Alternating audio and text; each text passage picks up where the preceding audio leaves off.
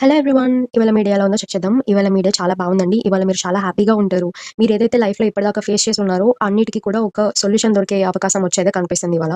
And ఇవాళ business చేసే వాళ్ళకి మాత్రం న్యూట్రల్‌గా ఉంటుందండి. మరీ అంత ఎక్కువ బిజినెస్ జరుగుతదని కాదు. అలా అని చెప్పి మరీ ఏం జరగదని కాదు.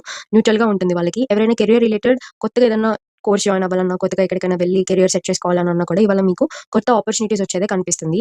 అండ్ ఇవాళ మీకు లక్ ఫ్యాక్టర్ కూడా బాగా కలిసొచ్చేదే కనిపిస్తుంది. ఎవరైనా మూవీస్‌లో గాని, సీరియల్స్‌లో గాని యాక్ట్ చేసే వాళ్ళు ఎవరైనా ఉంటే కూడా వాళ్ళకి కూడా ఇవాళ మంచి రోల్స్ వచ్చేది, మంచి ఆపర్చునిటీస్ వచ్చేదే కనిపిస్తుంది. కాకపోతే ఇవాళ కొన్ని విషయాల్లో మీరు జాగ్రత్తగా ఉండాలి. జాగ్రత్తగా ఉండాల్సిన విషయాలు ఏంటి అనంటే, మీరు ఎప్పటినుంచో భారంగా మోస్తున్న కొన్ని థింగ్స్ ఉన్నాయంట. అది ఏ రకంగా అయినా అవ్వచ్చు.